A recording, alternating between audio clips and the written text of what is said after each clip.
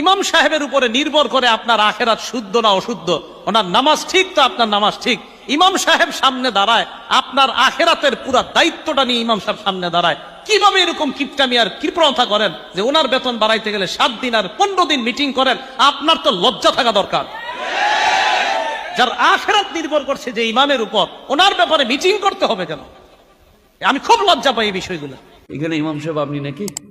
কত বেতন দেয়? নামাজ হবে না, নামাজ হবে না।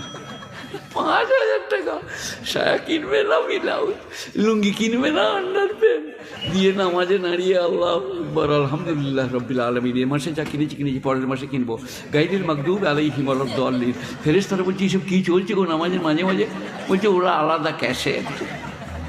একটা কমিটি কিয়ামতের মাঠে ছাড় পাবে না। যাদের মসজিদের ইমাম সাহেব 4,000 বেতন, 5,000 বেতন, মসজিদ 12 লাখ টাকা 14 লাখ টাকা দিয়ে তৈরি করেছে মার্বেল পাথর, একটা লোক বাদ যাবে না। কিয়ামতের মাঠে এদের জবাব দেওয়া লাগবে। মসজিদের টাকা জমা আছে ব্যাংকে 12 লাখ টাকা, আর ইমাম সাহেবের বেতন 6,000। এই ইমামের বেতন যদি এত কম দাও যেটা দিয়ে ইমাম চলতে পারে না, তাহলে সেক্ষেত্রে তুমি ইমামের হক আদায় করছো না।